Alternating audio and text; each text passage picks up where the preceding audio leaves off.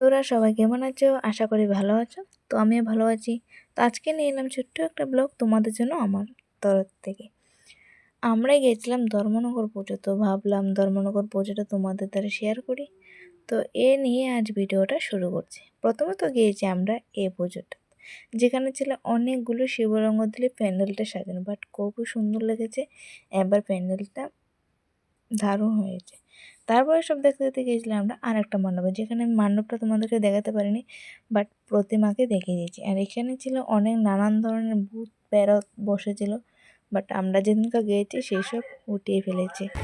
তারপরে এসব দেখতে দেখতে গিয়েছিলাম আমরা, যেখানে কি বোলা বাবার মন্দির, যেটা তারা বানিয়েছে, অনেক সুন্দর লেগেছে। তার চলো দেখা যাক।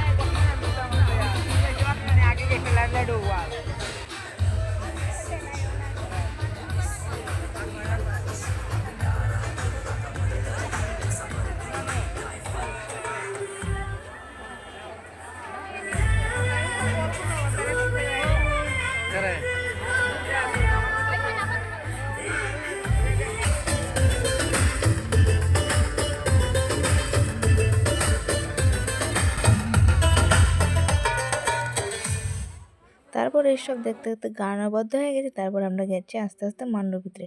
বাট এখানে দেখো কি পরিমাণে ভিড়, মানে বাইরে যতটুকু ভিড় ছিল এখানে বাট কমই আছে, ভিড় বেশি নেই।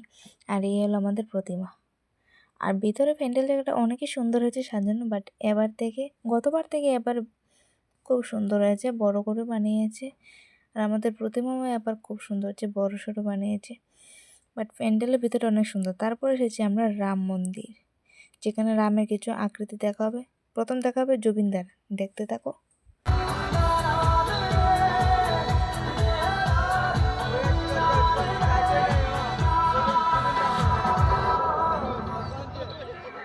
তো এখন দেখা হবে রামের কিছু আকৃতি।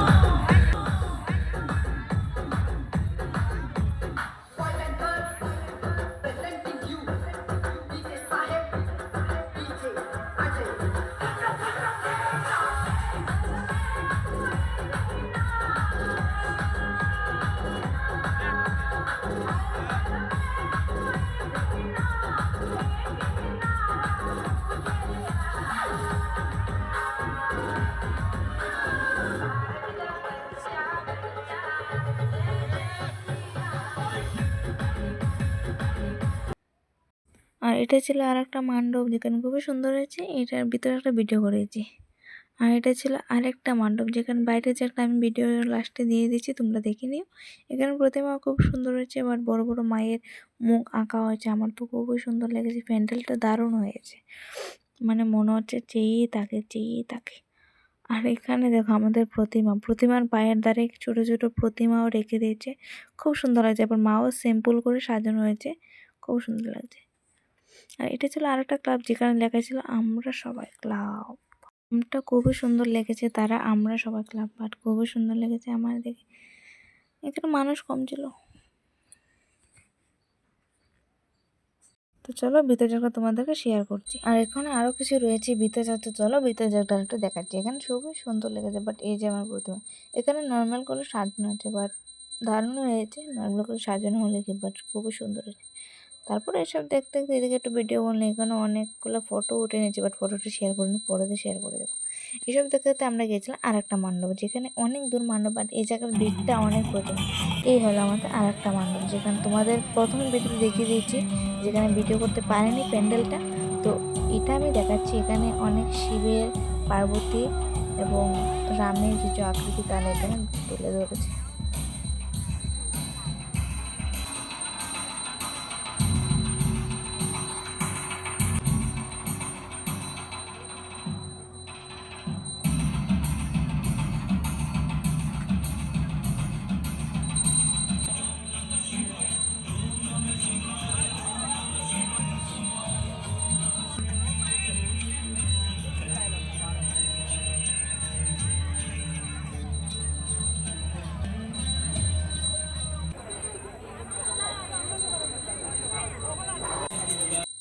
তারপর আমরা এইসব দেখতে দেখতে আমরা গিয়েছিলাম ভিতরে, যেখানে আমরা লাইন করা ছিল, বাট এখনো লাইন ছাড়া হয়েছে। তো আস্তে আস্তে আমরা ভিতরে যাচ্ছি।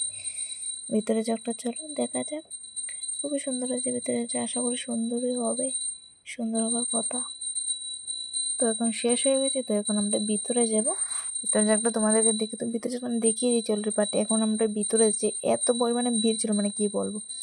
এই যে প্যান্ডেলটা তোমাদেরকে আমি ভিডিওর মধ্যে দেখিয়ে দিয়েছি, বাট ভিতরে একটা ভিডিও করতে।